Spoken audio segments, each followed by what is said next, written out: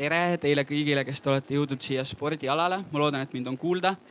Minu nimi ei ole Joosep Susi ja ma ei ole selle arutelu juht. Minu nimi on hoopis Markus ja ma tulen Eesti Väitlusseltsist.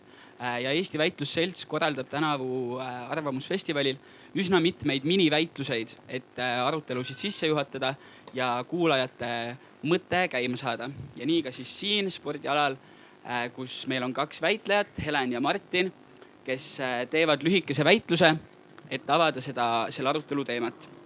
Mõlemad kõnelejad teevad 2 kõnet, et avada siis enda vaatepunkti teemal, milleks on riik peaks tippspordi rahastamisel jagama raha laialdaselt eri alade parimatele, mitte üksikutele maailmatasemel tippudele. See väitlus kestab umbes 10 minutit ja ma igaks juhuks ütlen, et väitlejad ei kaitse selles väitluses enda isiklikke seisukohti, vaid kaitsevad seda poolt, mis neile määratud on. Ja publikule ka, et selle väitluse ajal palun mõelge kaasa, sest et kõige lõpus on kiire publiku hääletus, et teada saada, kumma poole argumendid teie meelest veenvamad olid. Aga nüüd võimegi siis selle väitlusega pihta hakata, nii et Martin, lava on sinu.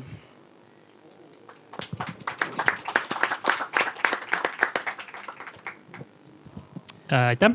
Mina siis esitan seda poolt, et raha peaks jagama laialt eri alade tippudele ja mul on selle poole toetuseks 2 argumenti. Esimene räägib siis ühiskondlikust kasust ja teine räägib sportlastest. Esiteks, kui me vaatame ühiskonda, siis tegelikult on ju nii, et meil on hästi palju erinevaid inimesi, kellel on erinevad eelistused, erinevad huvid, erinevad alad, millega nad ise tegelevad, erinevad asjad, mis tunduvad telekast vaadates huvitavad. Ehk siis, kui me tahame, et võimalikult paljudel inimestel meie ühiskonnas oleks võimalik kaasa elada enda poolt eelistatud alal eestlastele, siis tegelikult ühiskonnana meil oleks mõistlik teha nii, et neid siis tippsportlasi, kes jõuavad rahvusvahelistele võistlustele, oleks võimalikult paljudel aladel, sest nii me kaasame rohkem inimesi sinna spordimaailma. Ja miks meil on vaja neid inimesi sinna spordimaailma kaasata? Ma arvan, see ongi sellepärast, mis on nagu üks spordi tegemise või spordi propageerimise ja spordi kui fenomeni ühiskonnas olemasolu eesmärke, et inimestele pakkuda sellist koosolemise tunnet, edu elamust, sellist patriootlikku positiivset elamust, aga samas ka mingil määral samastumist on ju võib-olla eeskuju, kui ma ise tegelen selle spordialaga. Ehk siis, kuna jällegi inimesed tegelevad paljude erinevate asjadega, siis on hea, kui meil on neid rahvusvahelistel võistlustel osalevaid sportlasi paljudel erinevatel aladel, isegi kui need siis päris maailma tipud ei ole. Ja teiselt poolt tahaks rääkida natuke siis tippsportlastest. Esiteks on ju, kui sportlane on valinud professionaalse sportlase tee või tegeleb spordiga hästi tõsiselt, siis me tegelikult ei tea nagu üsna kaua, kas ta sinna päris maailma tippu välja jõuab. On ju, kui Anett Kontaveit jõudis maailma top 100-sse, siis me tegelikult ei teadnud, kas ta sinna top 10-sse jõuab või ei jõua. Kaia Kanepi jõudis ka top 100-sse, aga ei jõudnud top 10-sse. Ehk siis tegelikult selleks, et üldse sportlastel oleks võimalus sinna päris tippu jõuda, me peame hakkama neid toetama varem, sellepärast et muidu neil ei ole piisavalt ressursse. Neid näiteid on veel, Aivar Rehemaa oli näiteks 15 aastat, selline noor ja lootustandev sportlane, aga kunagi sinna nagu päris tippu ei jõudnud. Aga me nagu seda ette ei teadnud siis, kui ta maailmakarikal võistlema hakkas. Ehk siis meil on väike riik, meil on vaja riske hajutada. Me ei saa kunagi olla kindel, et meil on iga ala jaoks olemas see nagu absoluutne tipp, kes sinna päris tippu jõuab, kellele alla me seda raha saaksime panna. Sellepärast, et meil paratamatult ei ole seda, ütleme, geenide ja keskkonnatingimuste nagu koosmõju, mis siis suudaks avalduda igal spordialal, et me need päris maailma tipud kätte saaksime. Ja kui me neid päris maailma tippi igal alal kätte ei saa ja varem sportlasi ei toeta, siis varem nendel sportlastel ei ole piisavalt raha, et panustada kvaliteetsetesse treeningutesse, taastumisse ja kõigesse muusse, mida on tegelikult siis sinna päris maailma tippu jõudmiseks vaja. Aitäh!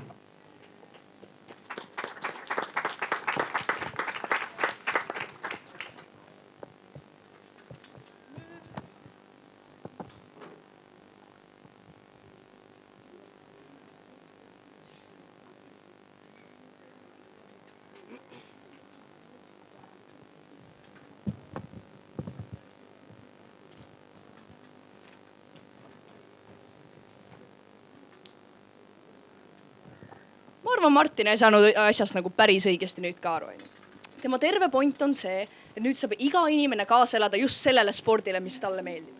Ma võin päris aus olla, mind ei suudaks vähem huvitada rallitamine. Need on autod, mis sõidavad kiiresti ja sa näed seda autot maksimum 5 sekundit kokku.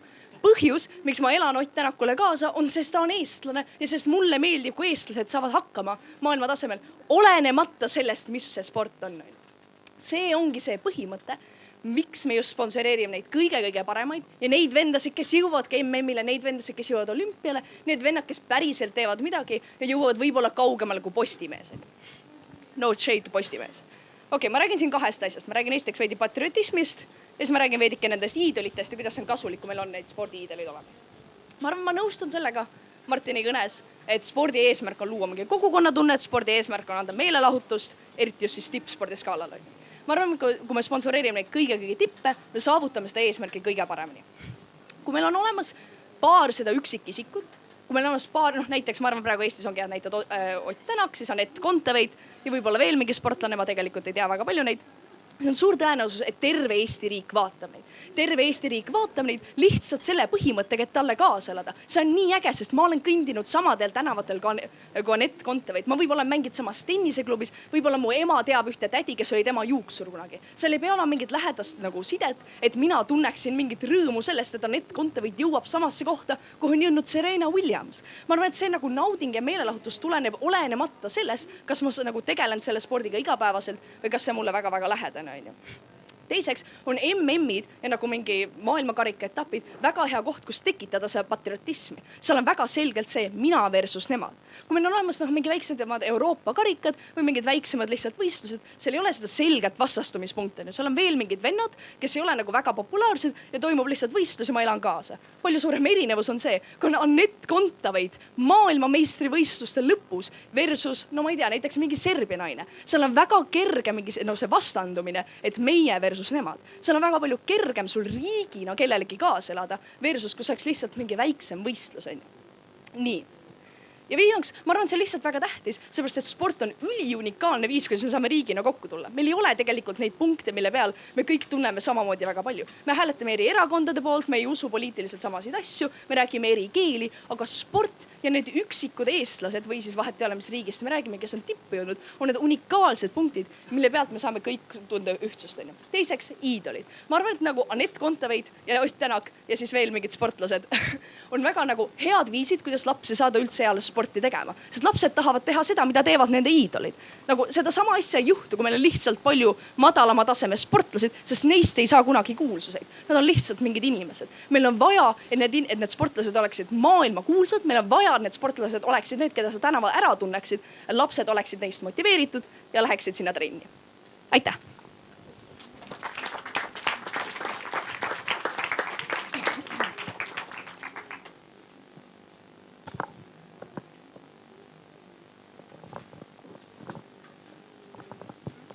Mul on 2 vastust Helenile. Esiteks ma tahaks juhtida tähelepanu sellele, et Helen rääkinud meile üldse sellest, kuidas need sportlased sinna päris tippu välja jõuavad, kui me neid enne ei toeta. Sellepärast, et see nii-öelda kehv tippsportlane või keskpärane tippsportlane, kui selline asi üldse definitsiooni olemas on. Temal on ka ju ressursse vaja, et edasi areneda ja sellest Helen ei rääkinud üldse.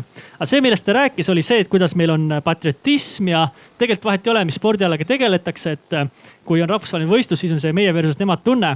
Ja siis meil on tore nendele inimestele kaasa elada. Ma olen nõus. Aga meil on selle loogika järgi ju veel toredam neid spordivõistlusi vaadata, kui neid sportlasi on seal rohkem.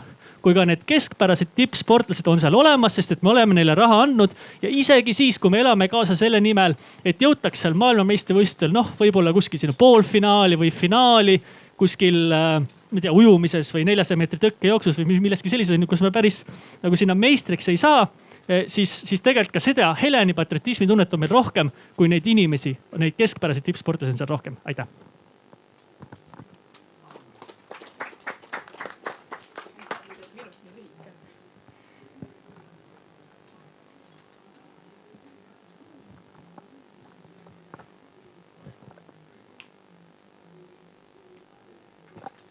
Okei, need tipud ei teki ju niisama, on ju. Nagu ma arvan, et see ideaal, mis Martin meil siia loob, ei ole ju päris reaalne. See, et kui me anname kõikjale nüüd 40 senti, selle asemel, et me annaks Anett Kontaveidule paar milli, järsku tekitab meile 40 erinevat venda kuskil maailmameistrikate poolfinaalis. See lihtsalt ei ole reaalne.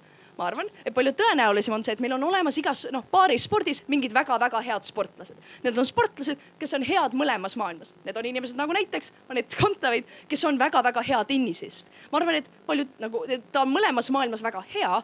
Ainuke viis, kuidas ta eales saab jõuda mingi French Openile või Australian Openile, on kui me anname talle väga palju raha. Ma arvan, et Anett Kontaveit ei hakka järsku Martini maailmas juurde tekkima, sest me anname iga spordikubli palju samavõrdselt raha. Ma arvan, et neid tegelikult on paar tükki ja isegi kui me neid iga kord üles ei leia, siis me võime loota. On tõenäosus, et sellest vennast saab midagi head, me paneme talle raha, ei tule välja, otsime järgmise venna, tal on ju mingid näitajad ees olemas, lööb palli väga hästi, midagi sellist. Ma arvan, me leiame neid vendasid. Aitäh!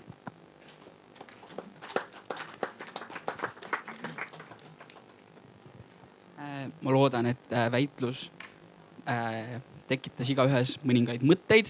Teeme siis nüüd kiire hääletuse, et lihtsalt tõstke käsi, kumma poole argumentidega te rohkem nõus olite.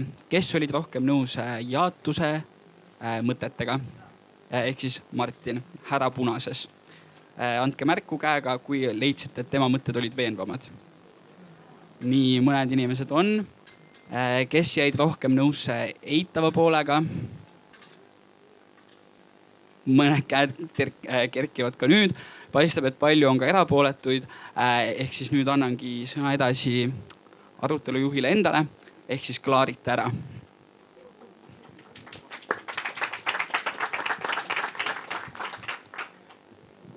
Ja selles suhtes, et tippsport on muidugi jabur, selles mõtte vahid võõraid inimesi üldse ei tunne ja vaatab, kuidas nad mängivad ja siis veel kuidagi emotsionaalselt reageerid, vahel veel hüppad teisele kaela, käitud täiesti ebaratsionaalselt ja tundub jabur.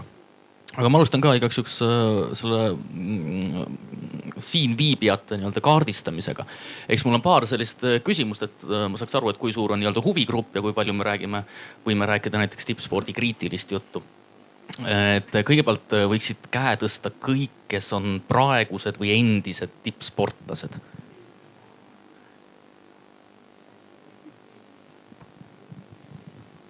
Saskia, sa ei ole?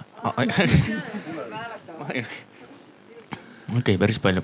Nii, kui paljud on kunagi soovinud saada tippsportlaseks, näiteks unistanud? Valdav osa.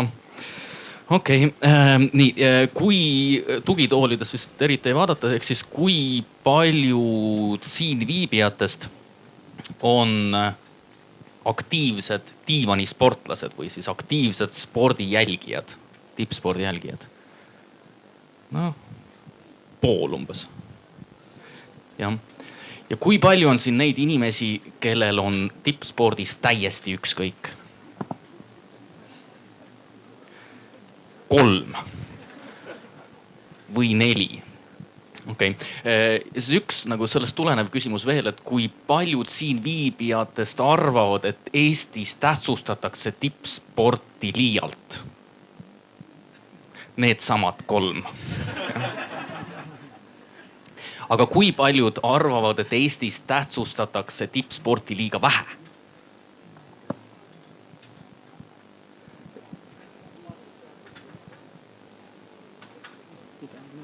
Jah. Mikrofoni koos. Ma arvan, töötab, et küsimus ei ole tähtsustamises, aga võib-olla süsteemis. Et ma ei arva, et sellest liiga vähe räägitakse, küll aga saaks selles valdkonnas üht-teist ära teha. Ühesõnaga ma saan aru, et vaadates vastuseid, siis me peame pigem otsima põhjuseid, miks tippsport on väga vajalik täna. Jah, aga me leppisime kokku, mitte küll päris kõigiga. Ma kohe tutvustan ka paneliste. Et esimene küsimus on kõigile üks ja seesama, aga ma esitaks selle küsimuse kõigepealt kõigile teistele. Ehk siis ma annaksin umbes 47 kuni 55 või umbes nii sekundit aega mõelda väga lihtsale küsimusele. Mis on Eestis praegu tippspordi kõige olulisem funktsioon? Eestis praegu kõige olulisem tippspordi funktsioon Eesti ühiskonnas, kultuuris ja nii edasi. Panen aja käima.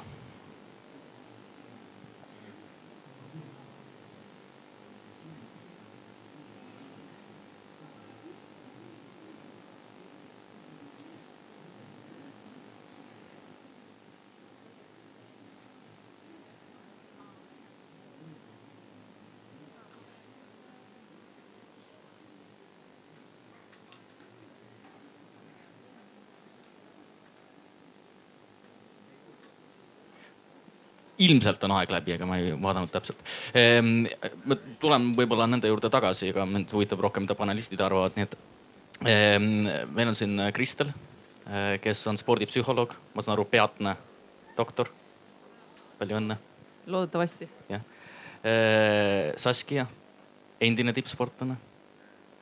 Marek, filosoof, esteet, võib ka öelda. Ja Marko, endine tippsportlane ja praegune treener. Ja me leppisime kokku enamikuga teist, et mu esimene küsimus on täpselt seesama. Ma kõigepealt esitasin selle küsimuse Marekile, nii et Marek võib-olla alustab. Küsimus on täpselt seesama. Ülimalt üldine, mis on Eesti ühiskonnas praegu spordi põhimine funktsioon?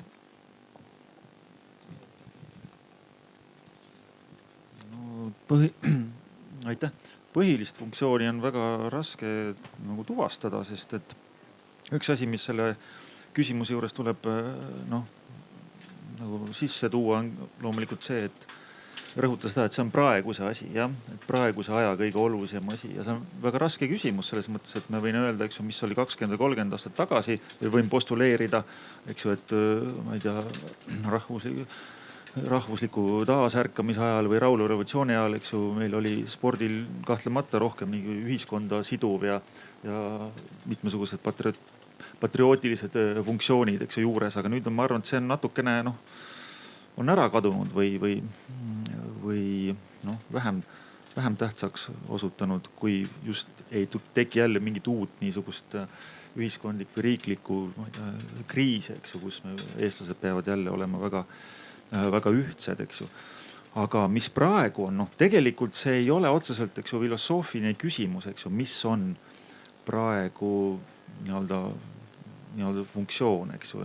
Või filosoofiline küsimus on see, et kuidas me saame selle küsimusele üldse vastuse, ja? Mida me peaksime tegema, eks ju, et ma ei saa seda nagu kohvipaksu pealt ennustada, see ei ole filosoofias ka tavaks. Me saaksime, ma ei tea, sotsioloogia poole pöörduda, ma arvan, eks ju, et kes teeks mingise uurimuse. Vähemalt on tulemus selliseks, nagu on ühes kuulsas telemängus, eks ju, et mida rahvas arvab, jah? Me saame siis niisuguse vastuse, eks ju. Aga selle vastuse ma jääksin küll võlgu, nagu, et kui me mõtleksime seda küsimust nagu normatiivses mõttes, et missugune peaks olema tippspordi funktsioon praeguses Eestis. No jah, esiteks ma ei arva, et peaks olema üks ainus funktsioon tegelikult. Ma arvan ikkagi funktsioone peaks palju olema ja ma arvan, et see ongi hea, kui on palju funktsioone. Ja ma võiksin loetleda mõningad, eks ju, kõik võiksid loetleda, mis su funktsioonid on, aga isegi imelik tundub niisugused pluralistlikul ajastul ütelda, et mingisugune üks funktsioon on spordifunktsioon, eks ju. Kogukonnad peavad seda tähtsaks, eks ju, konkreetsed sportlased peavad see mingitel põhjustel tähtsaks. Ja aga missugune peaks olema, see on keeruline küsimus. Võib-olla järgmiseks aastaks võiks selle välja mõtelda. Jah, okei. Mina arvan, et sport pole nii palju muutunud, kui me arvame, et see on olnud läbi ajaloo. Ei ole väga palju neid viise, mis on täiesti, vahet ei ole, mis keeles on mitteverbaalselt, sa saad midagi edasi anda, millest kõik saavad aru ja kus peab kõik saavad mingisuguse emotsiooni, et on üsna raske võib-olla ette kujutada, et mis on veel võrdväärne sellega, kui mingisugusel täis jalgpallistaadionil sa saadki, sa elad oma lemmikmeeskonnale kaasa ja kuidas seal täiesti võhivõõrast, sa võidki talle kaela hüpata, ükskõik mida seal teha. ja see inspiratsiooni osa, ma ei tea, ma arvan, et juba gladiaatoril, kas või sealt filmist, et ma tahan võidelda nagu Maximus või ma tahan jalgpalli lüüa nii nagu Ronaldo, et ma ei arva, et seal on väga palju asju muutunud.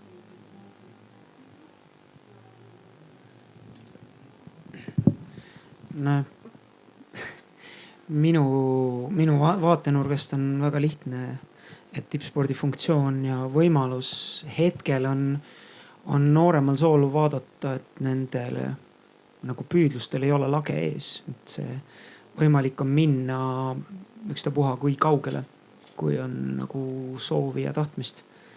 Et ja sellele panustades inspireerida teisi. Et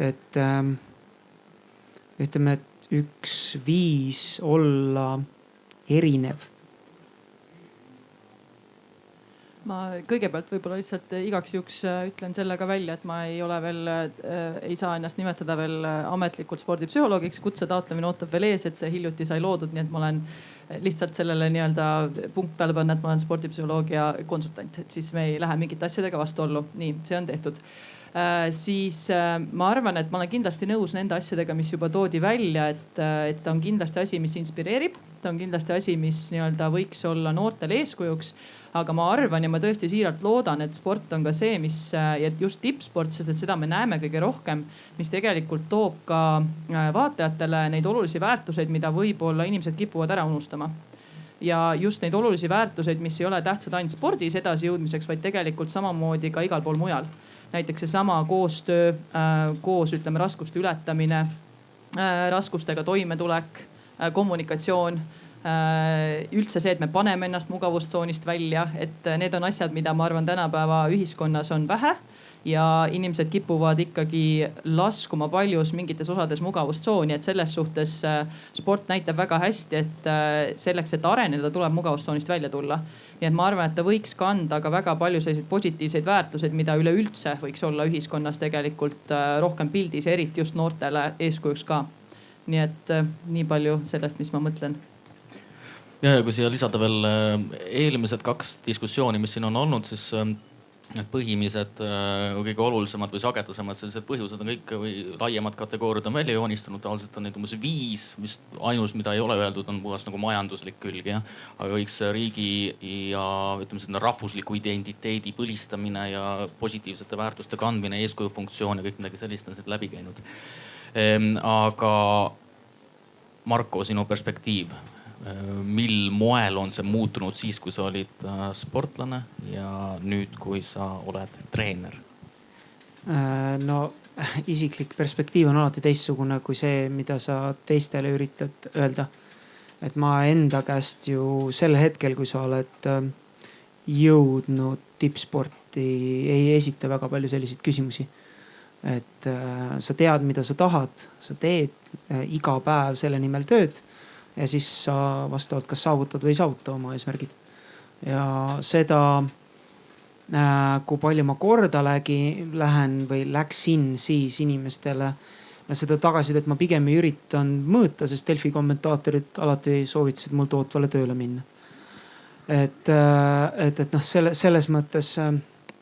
Aga nüüd treenerina on see palju raskem.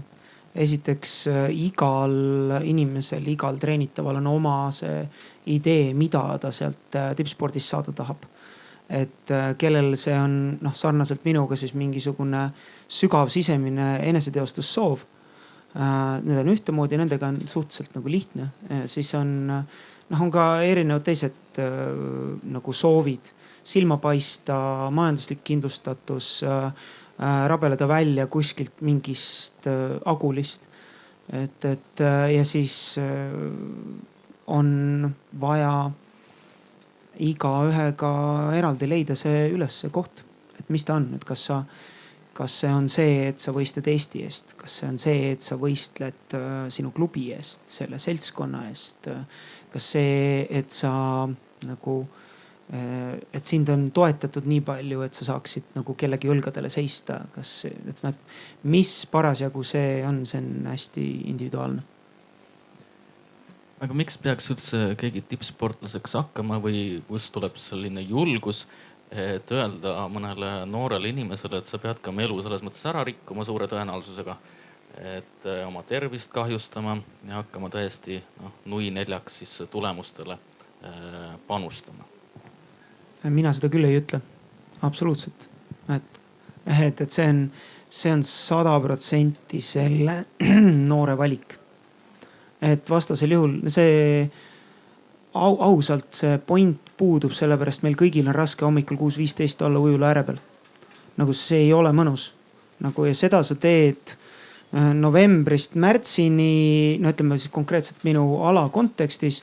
sul on pime, sul on külm, sul vihma sajab, nagu siis sa hommikul ärkad üles, lähed sinna ujulasse.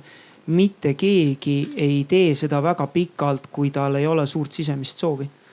ja ma üldse ei soovigi kedagi värvata sellist või mitte, ma üldse ei värba kedagi, ma ei soovi üldse kedagi liita selle grupiga, kes trenni teeb, kellel ei ole sellist soovi. ta saab üsna kiirelt ka sellest aru, et tal ei ole, see väljendub kas lihtsalt selles, et ta ühel hetkel ütleb, et ma ei taha enam. või see väljendub teistmoodi, et kui ta on vähe tugevam, siis ühel hetkel läheb tervis paigast ära. ma olen absoluutselt nõus Markoga, aga ma tahaks sinna lisada, et ma arvan, elu on palju rohkem konkurents, kui me seda iga päev tähele paneme, et kui ma vaatan oma õdede lapsi, 2-aastased peale, nad juba konkureerivad. keegi pole öelnud, et sa pead kiiremini jooksma ümber maja, aga nad ikkagi konkureerivad. et see mingisugune selline konkurents on tegelikult, ma arvan, inimloomuses, kus üldse algab. jah, ma peaaegu isegi nõustuksin selle väitega, hüpoteesiga, mida Saskia siin tegi. aga ma tahaksin urgitseda rohkem selle ümberjooksja nagu hingeelus, eks ju, et miks ta seda nagu tahab, eks ju, et kas sellest nii-öelda konkurentsist veel sügavamale on võimalik nagu mõtiskleda, eks ju, ja seda, ma tahan siduda seda siis nii-öelda Marko sellega, kes lubas siin välja, et igal inimesel on nagu oma mingisugune põhjus või otstarve või eesmärk, miks ta seda tippsporti teeb. ja ta ütles veel seda, nagu me kuulsime, et need, kes on leidnud selle nagu, kelle jaoks on see eneseteostus, et nendega lihtne ja korras, eks ju, jah.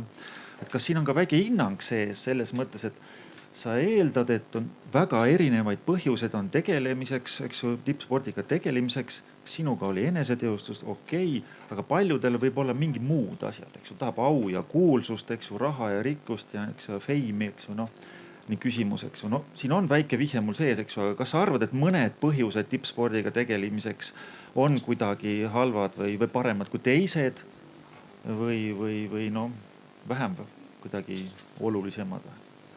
on sul jah, kas sa tunned praegult juba nagu treenerina, et mõni tahab tippsporti teha valel põhjusel või kuidagi vildakal põhjusel? no otseselt enda ümber ma ei ole näinud. Sportlasena ma loomulikult nägin neid, kes kasutasid keelatud võtteid.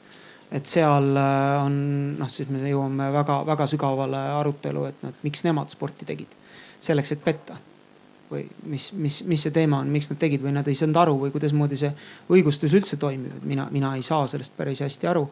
aga samas näiteks mul puudub tegelikult ju see, kuidas ma mõistan hukka kuskilt puu tagant ilma igasuguse hariduseta, ainukelt füüsilise võimekusega vaesest perest kasvanud poisi või tüdruku, kes jõudes maailma areenile nagu siis kogu oma nii-öelda pere, suguvõsa, mis iganes majandusliku kindlustatuse sellega toob. temal on ju see põhjus võib-olla ongi seal, et saaks vanaemale 2-toalise korteri või midagi sellist. et see mina ei tohi, ei saa kuidagipidi seda tema põhjust hukka mõista, seda niimoodi teha. sest ma ei tea, ma ei ole tema kingades, mina olen teistmoodi kasvanud, ma olen Nõmmelt välja kasvanud ja mul on tugi olnud kogu aeg olemas ja ma ei ole pidanud juurdlema üldse selle üle. et mis siis saab, kui ma ei jõua. Siin väitlusseltsil oli ka nagu väitlusest tuli, et me tõesti ei tea, kes sinna välja jõuab. Ja see pikk ja pime periood võib nagu mõnel spordialal kesta väga tükk aega, ennem kui tuleb see nii-öelda breakthrough, kus siis asjad hakkavad nagu kulgema nii-öelda nii majanduslikus mõttes, tulemuste mõttes, nii kuulsuse mõttes, kõige see. Aga ennem sellele eelneb mingisugune aeg, millest keegi ei taha midagi teada. Ma arvan küll, et või mulle tundus vähemalt, et see oli see küsimus, mis sa õhku viskasid, et tippsport ei pruugi olla lõpuni terve. Ma olen täiesti nõus sellega. Loomulikult ideaalis võiks olla, et see on eelkõige sa arened inimesena, aga paratamatult mida kitsamaks me mingis rollis ja kõrgemale läheme, siis tihti tuleb see rolli areng eelkõige. Ja siin võib-olla tooks ka eraldaks natuke meeste sporti ja naiste sporti, et kui meestel võib-olla see võitlusosa on loomuomasem, siis naistel võib see olla palju tihemini konfliktipõhine. Aga Marek, miks sa filosoof oled, et kas sisemiselt areneda või seetõttu, et? Seal on palju põhjuseid jah, aga see ei ole praegu see nagu päeva teema.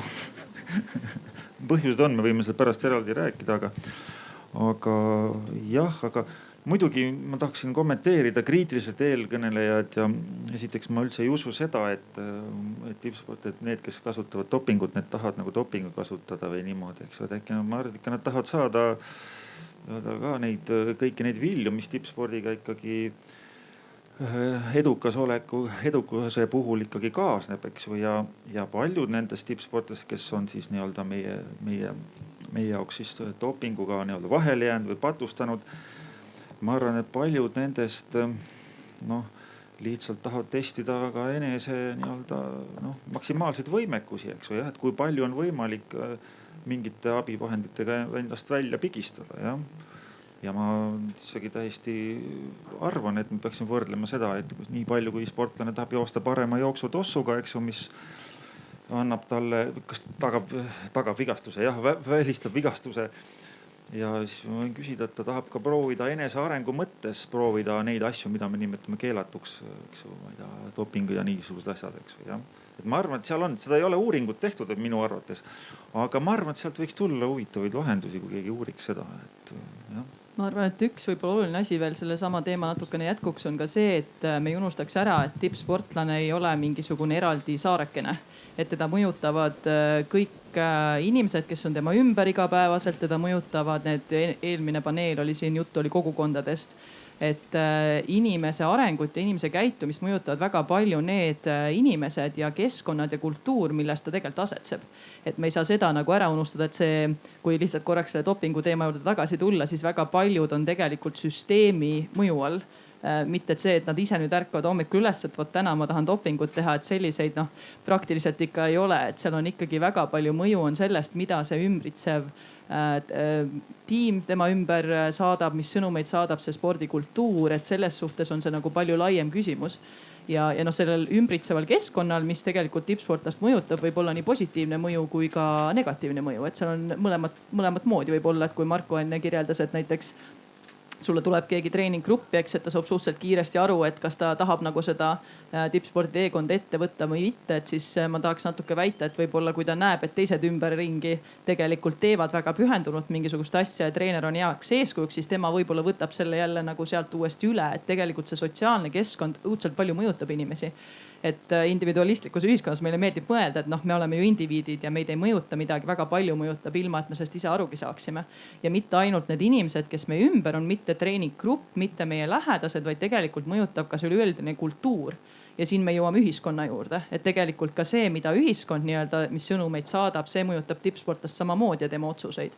Et kui ühiskond kogu aeg ootab neilt mingisuguseid suuri tulemusi ja kui sa neid ei too, siis sind kantakse maha, siis ka see võib lükata sportlast mingisugustele teistele teedele. Et see on natukene laiemaks läheb see teema, aga lihtsalt, et tuua nagu seda aspekti juurde, et tegelikult me oleme ja mitte ainult tippsportlased, vaid me kõik, kes me siin istume ja oleme, et me oleme väga palju mõjutatud sellest, mis meie ümber toimub. Et me ei ole tegelikult nii indiviidid, nagu meile meeldib mõelda. ja ma saan aru, et siis me jõuame ikkagi sellisele väga üldisele tasandile, mis on aktuaalne olnud siin juba 60-ndatest, 70-ndatest, mis on laias laastus ikkagi tulemusele suunatud sport juba varasest noorusest, teiselt poolt tõesti liikumisharjumuse kujundamisele suunatud sport, et kumb on väärtuslikum ja mil määral ja missugustes situatsioonides peab nui neljaks tulemust taga ajama. Laias laastus. Ja ma lihtsalt ütlen võib-olla selle jätkuks, et minu arust selles mõttes on nagu Eestis tore, et meil on tegelikult Eestis ka rahvasport on väga au sees, et sellest ka ikkagi päris palju räägitakse ja see samamoodi nagu meil on tippsport, et see ei ole ainult see, et me räägime ainult tippspordi poolest, et ma arvan, et see on ka väga positiivne, mis näitab neid mõlemaid spordisuundasid, et ei ole ainult tippsport see, mis on väärtuslik, et samamoodi on ka rahvasport väärtuslik, mis on samamoodi oluline sõnum. Ja, aga me jõudsime siin enne just tippsportlase enda perspektiivini ja tippsportlase enda karjäärini ja sellel me peamiselt plaanisimegi keskenduda täna. Ja jällegi, et kui Marko ütles, et tippsportlased annavad kätte mingisuguse sellise suuna või vähemasti sellise suhtumise malli, ehk siis, et piir ei ole nii-öelda olemas, et ma võin saavutada kõike, siis valdav osa tippsportlasi kaotavad. Alati. Minu arvates ikkagi väga vähesed võidavad. Enamik tahavad võita, aga kipuvad kaotama. Et kas see on nagu selline valede lootuste, unistuste tekitamine? Et sa lõpuks saad aru, et ma ei saavuta seda, mida ma kunagi soovisin saavutada. Ei, see on sport. See on spordi olemus. Nagu selle kõik ei võidagi. Kogu aeg ka ei võida. Et ja kõik visked ei lähe sisse ja kõik löögid ei lähe realiseeri väravaks. Ja kui ma maast madalast sellest aru ei saa, siis nagu natuke valedel nagu kuidas ma ütlen siis sellel nagu põhjusel või et sellest, see on nagu selline lihtne tõde, millest võiks iga tippsporti suunduv aru saada juba. Ja ma julgeks siin väita, et ka tegelikult tippsportlased, kes tegelikult jõuavad tippsporti, seal püsivad ka, neil on väga palju teisi eesmärke kui ainult võita. Et selles mõttes, kui sa lähed igale võistlusele vastu ainult selle eesmärgiga, et sa tahad ainult võita, see on kuskil kuklas on see kõigil, aga see ei ole sinu ainuke eesmärk, kui sa võistlustele lähed.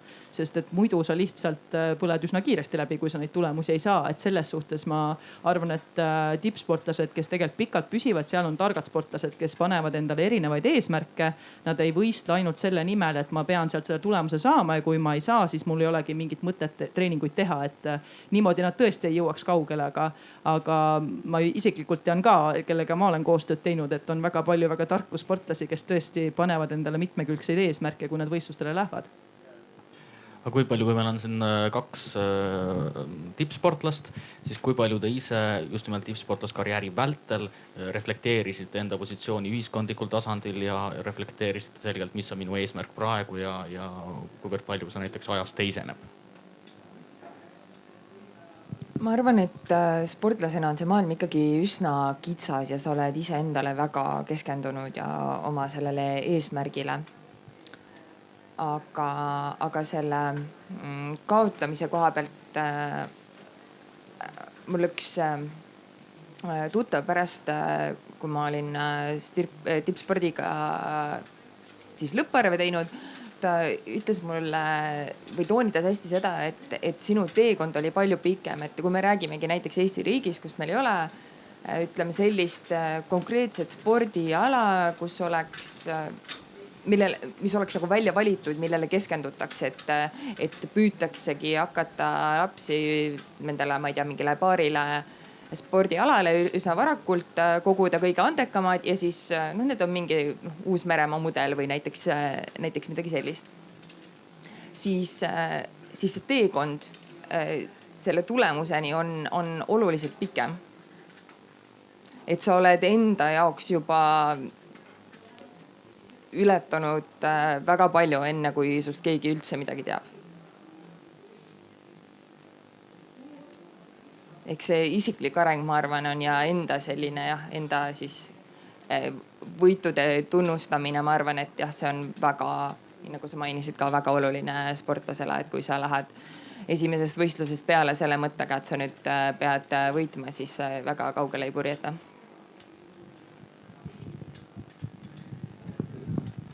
Jah, ma läheksin siit Saskia mõttest edasi ja no see võib tõesti olla piiratud mõtteviisi tunnus, eks ju, et kui inimene räägib kogu aeg, et ta tahab võita, ainult võita.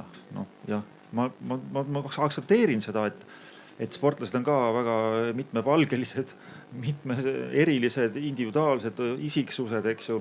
Aga nüüd küsimus on selles, et üks asi, mida ta enda mõttes mõtleb, et miks ta teeb seda sporti, miks ta tahab pingutada. Teine asi on see, et kui palju või kas ja kui palju ta saab sellest nagu avalikult rääkida, eks ju, jah, nendest individuaalsetest asjadest. Ja see, mida mina nagu spordi kõrvaltvaataja nagu tahaks kuulda, ma tahaksin seda nagu sportlase rohkem seda individuaalsust ka tema jutus ja intervjuudes nagu kuulda, eks ju, et noh, sealt lihtsalt liiga palju tuleb selles nagu stampasja, et ma tahan võita ja ma ei kujuta ette, et kui ma ei võida, eks ju, ja nii edasi, mis on miljon korda kuulatud, eks ju. Ma tahaksin avada. Nüüd on see teine asi, mida ma tahaksin rõhutada, on see, et aga kui palju ta saab üldse nagu avalikult rääkida kõigest asjast, mis, eks ju, küsimus on selles ju see, et ma ei saa ikkagi kõvasti luuletada, mille pärast ma ikkagi sporti tahaksin teha, eks ju, kui mul raha tuleb olümpiakomiteelt, eks ju, seal et sponsorid ja nii edasi, eks ju, jah. Et siin on mingi raamistik kindlasti olemas, eks ju, ja mind huvitab, noh, filosoofil mind huvitab seda nagu ütleme, puudutada õrnalt seda asja vähemalt, jah. Et kui palju sportlased saavad rääkida selle, mis ta tegelikult tahab. Ja kas kõik see, miks tippsporti tehakse, kannatab ka nagu avalikku kriitikat ka või on sul naissportlasel omad mingisugused sisemised tungid, mida sa kellegile ei väida, ei ütle välja, jah. Ja sinul meessportlasena, eks ju, see on ka oma salaplaan, eks ju. Kas on sellised asjad olemas? Ma ei taha, nagu võib-olla ei tahagi kuulda sellest praegu, aga kas see on olemas või ei ole? See on oluline. No iseendaga rääkides kindlasti on. Ajakirjandusel kindlasti ei usalda. Inimestele nagu, noh, ma ei tea, see peab olema selline väga selline usalduslik suhe, kas ajakirjanduse või mingisuguse, millistel tingimustel sa lased või avad ennast nendel põhjustel. Et hea on, kui kellegiga on rääkida. Siin väga palju ajakirjanikke pole, ma olen Tiisler liikus ringi, et aga ajakirjanikel sportlase kogemuse tõttu on ka vahe sees. Minu arust parimad on raadioajakirjanikud ja seda sellel põhjusel, et neil ei ole võimalik puusalt panna. Sa oled mikrofoni taga ja siis neil on, ma ei ole kohanud kedagi, kellel ei oleks ilusti ettevalmistatud töö. Ja see viib sportlase kindlasti tunduvalt lähemale enda avamisele kui see, kui lihtsalt keegi tuleb ja arvab, et tema suur tereperesoona on see, mille pärast sa peaksid hakkama puistama talle, et mis on need tegelikud raskused. Ja rääkides võib-olla sellest natuke veel, et mida nagu sportlased avavad, mida mitte, et hästi tore on minu arust see, et on tulnud rohkem pilti just ka see vaimse tervise teema. Et mitmed tippsportlased on julgelt sellest rääkinud, mis jällegi näitab seda, et tippsportlane on ennekõike inimene. Ta on inimene kõikide oma raskuste emotsioonidega ja tal on samamoodi raske mingitel hetkedel, et ta ei ole selline masin, kes kogu aeg toodab mingeid tulemusi ja treenib ja siis läheb jälle ja saab jälle oma medali. Et see on hästi tervislik minu arust, et tulles tagasi, et see tippsportlane täidab ka võib-olla eeskuju rolli noortele, et siis minu arust ka need sõnumid väga hästi näitavad, et sa pead tegelikult hoolitsema ka iseenda eest inimesena tervikuna, mitte ainult see, et sa mõtled, kuidas sa trenni paremini teha saad. Et ma arvan, et see on ka hästi oluline sõnum selle juures, et mis see tippsport siis ja mis see tippsportlane tegelikult on. Ja, aga kas siin joonistub välja selline vastuolu või kaks erinevat tasandit, et üks on see sportlase, tippsportlase enda perspektiiv, millest me tegelikult väga palju ei tea midagi, ma saan aru. Ja teine on siis võrdlemisi suur ühiskondlik ootus. Tippspordi puhul räägitakse ka sellest, et kõige olulisem on tippsportlane kui selline moraalne majakas või eeskuju ja teiselt poolt see tippsport pakub meile positiivseid emotsioone ja mingis põlistab positiivseid väärtuskategooriaid. Et kas siin ei ole selline vastuolu, et sportlane ajab justkui oma asja ja teiselt poolt talt oodatakse väga palju nii tulemusi, emotsioone, moraalselt täiuslikku käitumist ja nõnda edasi. No siin ma lihtsalt enda poole pealt võib-olla ja just enda professioonist lähtuvalt võiks just öelda, et hästi tore, kui jälle tippsportlastel on tugi.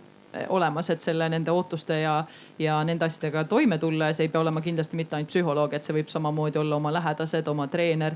Et jällegi tulles tagasi, et see sotsiaalne keskkond väga palju mõjutab ka toetuslikult seda tippsportlast, et kui sul on ümber väga hoolitsev tiim, sul on oma lähedased, kes sind toetavad sellel üsnagi konarlikul teel, et siis tegelikult sellest võiks väga palju abi olla.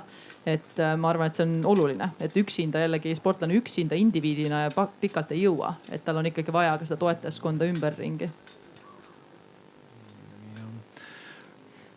Jah, mina olen küll sellega nõus, et seda toetajaskond on vaba, aga samas ma tahaksin ka mõtelda selle üle, et me ei mõista mingit ühtne valdkonda ju piisavalt hästi siis, kui me ainult keskendume sellele ühel konkreetsel valdkonnal või ütleme spordile kui kultuurinähtusele, ja me peaksime avara perspektiivi võtmiseks vaatama ka, mis mujal toimub, ja kuidas muude ja erialade, muude valdkondade tippudega asjalood on, ja küsimus on, et kuidas meile tundub, meile kõigile, et kas sportlastelt on kuidagi liiga palju oodatud, et nad peavad olema jube suured eeskujud ja iidolid ja nii edasi, et tal võib-olla on suurem press näiteks võrreldes, näitlejaga või kunstnikuga, ta on suurem press peal, ta võib olla natukene ka, võib-olla kui kunstnik on kusagil väike liiga palju joonud õlut, siis see on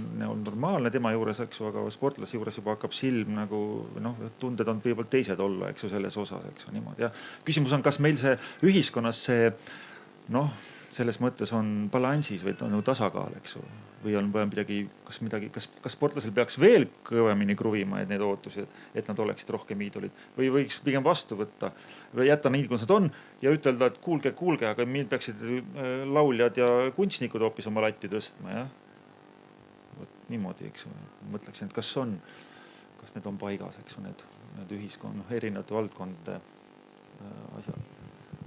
Kas Marko, ma küsin, et kas sa oled natukene mõnikord vaadanud, mingite teiste kultuurivaldkondade esindajad, et kas nemad saavad endal niisugust asja lubada ja sina nüüd ei saa, kuna sa oled tippsportlane, et sa ei saa midagi teha või kuidagi olla? Jaa, olen küll. Kui ma mõtlesin, et kui kirjeldatakse, kuidas Kaur Kender oma järjekordse šedöövri valmis sai, siis kõlas umbes selliselt, et vastu ööd hommikul jõudsin Pegasusse, olin pool purjus, kirjutasin laua taga asja valmis ja anti trükki. Et et kuidas niimoodi siis saab või et sportlasel ei ole võimalik enda sportlase seisundisse viimiseks kasutada psühhedeetilisi või mis iganes muid aineid. Aga kui kunstnik seda kasutab ja šedöövri valmis teeb, siis me kõik kiidame.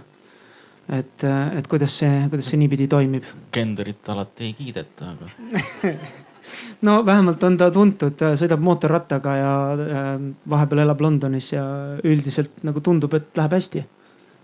Vähemalt kõrvaltvaatajale, et läheb hästi, aga see võib olla loomulikult petlik, sest ma ei tea sellest tegelikult mitte midagi. See on lihtsalt minu arvamus selle põhjal, mis ma loen ajalehest. Ma ei tea, võib-olla miks spordist võib-olla rohkem ühiskonnas räägitakse, et ma eeldan, et see siis huvitab rohkem või see on rohkem mõõdetav.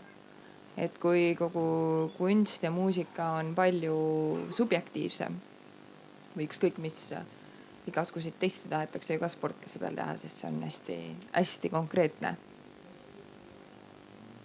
Aga jah, tulles tagasi sinna rolli või inimese poole, siis ma arvan, see on väga-väga keeruline. Loomulikult me tahaks, et ideaalis, et on treenerid, kes eelkõige panustavad inimese arengusse ja kui see hästi välja tuleb, siis saab temast ka hea sportlane ja siis ta suudab ühiskonnas ka rääkida kaasa teatud olulistel ühiskondlikel teemadel, mis ei pruugi olla alati sport, et see on meie ideaalmaailm, aga ma arvan seda, et see ei ole ainult spordis nii, vaid igal pool mujal ka tõesti, et mida kitsam see roll on, siis paratamatult kõik muud seal kõrval hakkavad kannatama.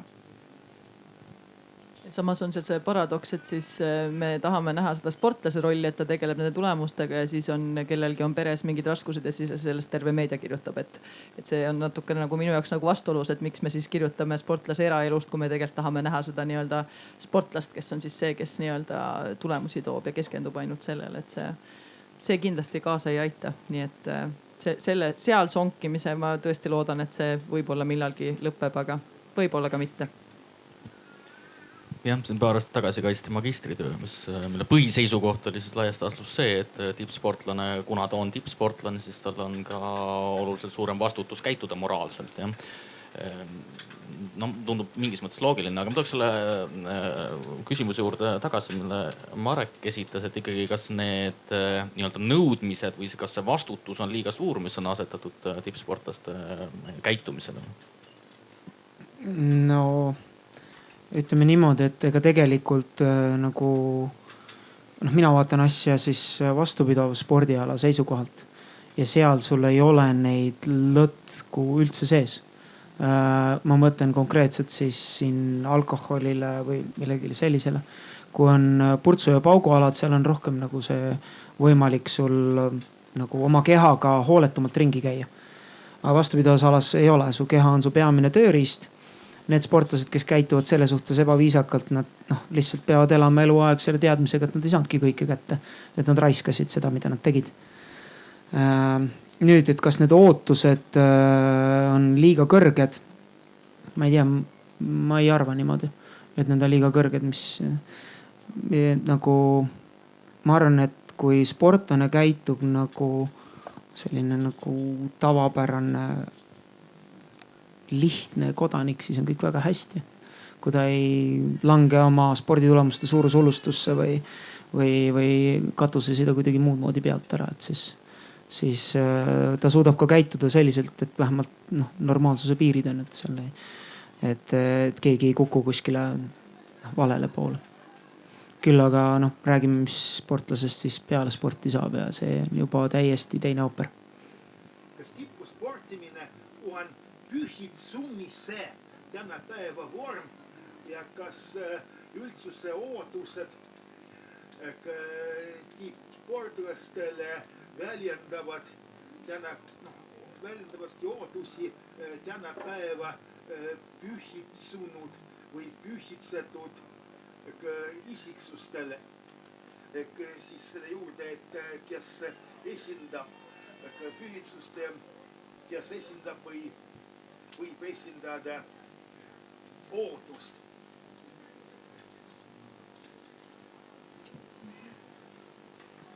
No kellegi teise ootusi esindada on üldse väga kuidagi raske. Et see ei ole minu kontrolli ajal, mida sina ootad minult.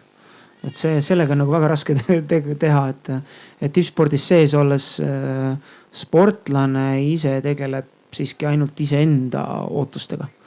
Enamikus, et kui ta hakkab juba tegelema kellegi teise ootustega, siis ma arvan, tal on palju raskem sest ise hakkama saada. Ja ma olen hästi nõus, et sellega see ühiskondlik ootus, et ma kohe küsiks, et kes see ühiskond on ja et sportlasena pidin hästi tihti nagu enda jaoks aru saama, et tegelikult ju ka mina mõtlen, et nemad ootavad minult, et muidu on ikkagi väga raske. Ja ma arvan, et need ühiskondlikud ootused kindlasti alati jäävad ka, et ega need ju selles mõttes kuskil ei kao, et nagu sa Marko ütlesid ka, et tegelikult sport on võidu peale, et selles mõttes, see ei kao mitte kunagi mitte kuskil, aga jällegi sportlane ise saab tegeleda sellega, kuidas teiste ootuste ja iseenda ootustega toime tulla, et selles mõttes see on ainuke asi, mis on ka kontrolli all, et seda, mis ühiskonnas toimub, me nii palju kontrollida ei saa. Jah, või nõus.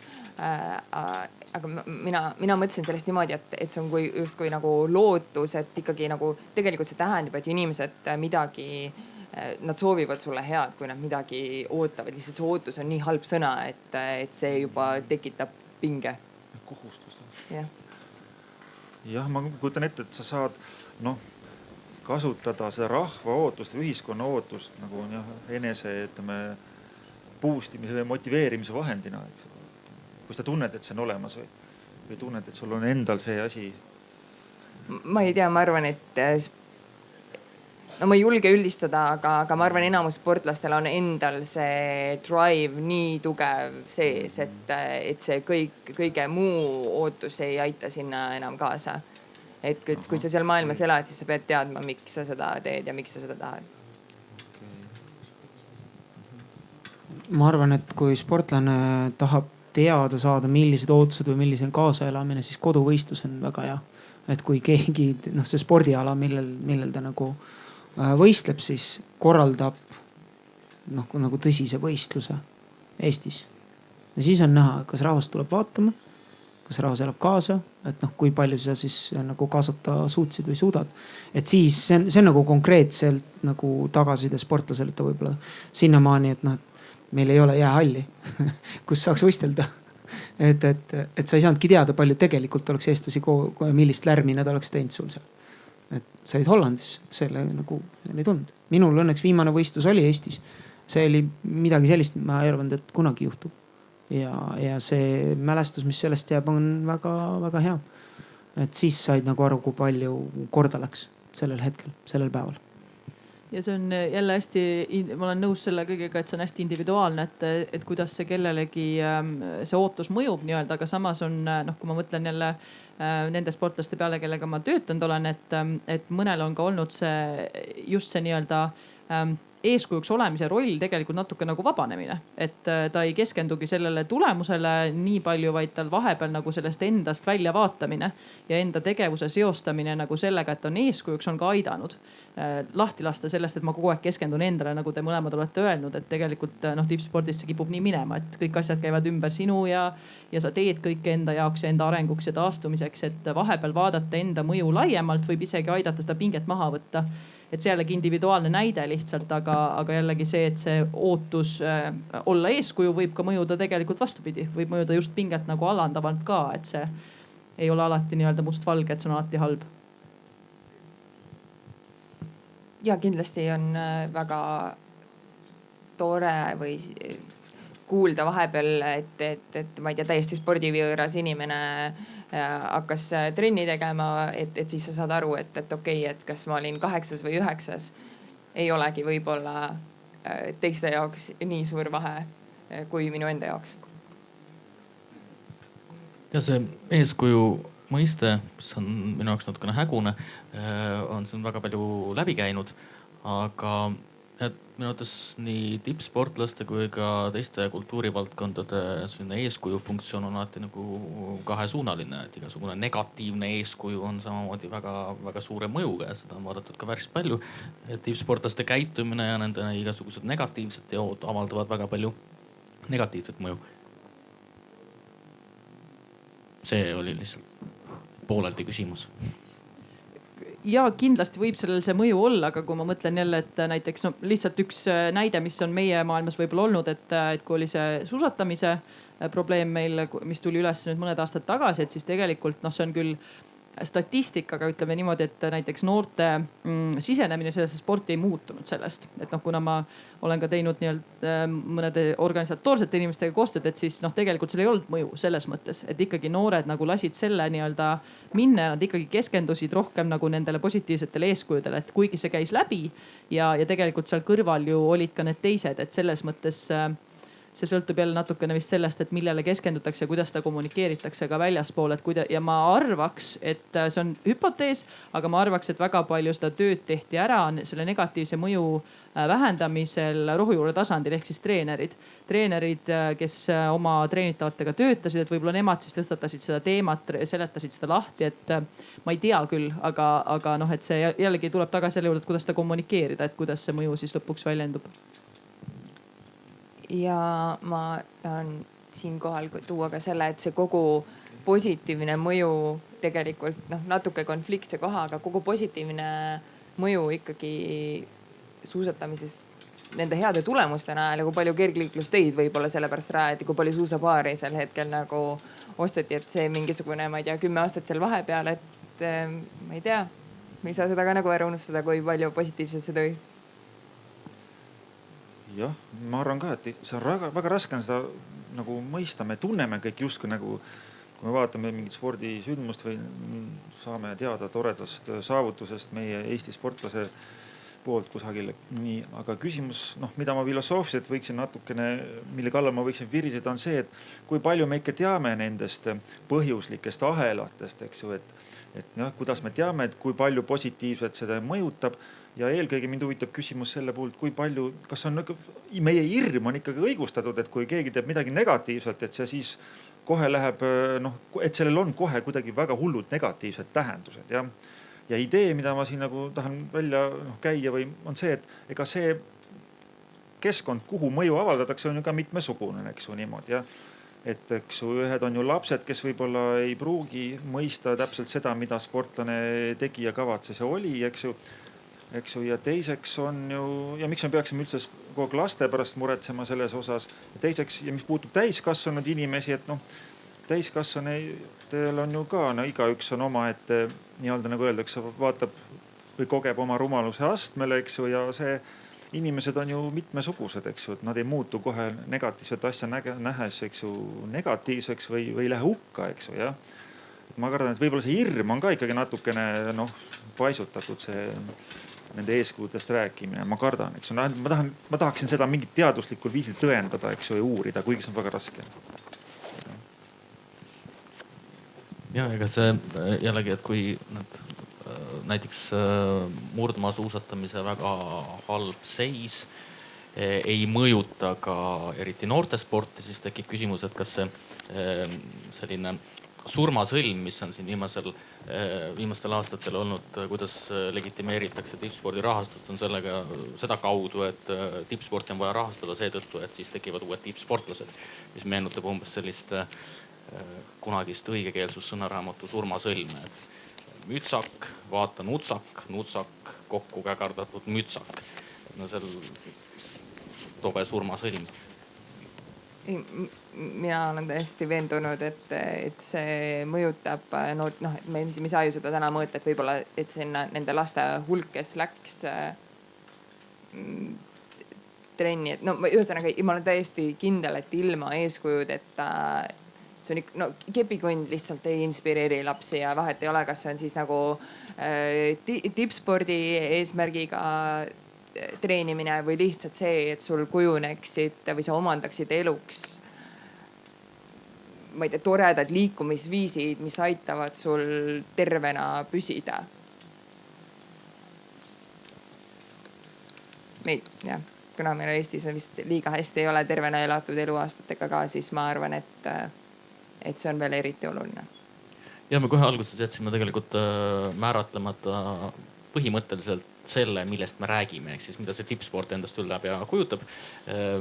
Ja siin võib-olla on ka ikkagi see sama küsimus, et mil määral on see tulemusele suunatud ja mis hetkel me võime tegelikult sellest üldse hakata rääkima, näiteks mis vanuses me võime hakata rääkima tippspordist ja mil määral see peaks olema pidevalt suunatud ikkagi pigemini liikumisharjumuse kujundamisele. Ma olen alati olnud väga professionalismi kriitiline, aga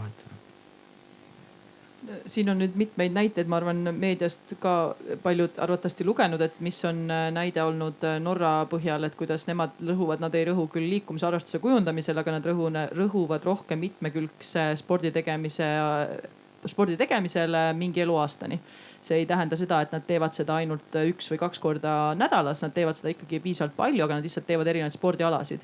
Ja jah, tõesti seal riigis ja ka mõnes teises Skandinaavia riigis ei rõhuta nii palju noorte eas tulemustele, mis vähemalt nende riikide näitel ka toetab seda, et väga paljudel areneb armastus selle ala vastu välja ja nad nii-öelda teevad seda pingevabalt mingi maani ja siis nad hakkavad nii-öelda rohkem võistlema. Ja siin võib-olla see sama näide on ka see, mis ma ei tea, kui paljud teist käisid vaatama seda filmi, mis oli nüüd Venus ja Serena Williamsi eluloost ja tema isast, et seal oli see sama sõnum tegelikult, et kuidas ja ma ei ütle üldse, et see kõigile kehtib, aga lihtsalt need on mõned näited, et seal oli samamoodi, et nad tegid kõvasti trenni, neile meeldis see, mis nad teevad ja väga palju see ümbritsev keskkond õpetas neid armastama spordi tegemist ja väljakutsete vastuvõtmist. Neil ei olnud lihtne, see ei olnud see, et nad lihtsalt teevad ja natukene toksivad siin palli, et nad tegid ikkagi väga palju trenni, aga lihtsalt see sõnum, mida see ümbritsev saatis, oli teine. Seal ei olnud teemaks see, et kas sa saavutad järgmisel noorte meistrivõistlusel tulemuse või mitte, vaid seal oli sõnumiks ikkagi see, et nad peavad ka nautima seda, mida nad teevad. Et selles suhtes on seal kindlasti oma roll, mis vanuses see nüüd täpselt hakkama peaks, millal on see nii-öelda ametlikud võistlused, see on nüüd teine küsimus ja see on arvatavasti väga konteksti spetsiifiline, et seda ei saa panna üks-ühele üle tõsta teisest riigist, kindlasti mitte.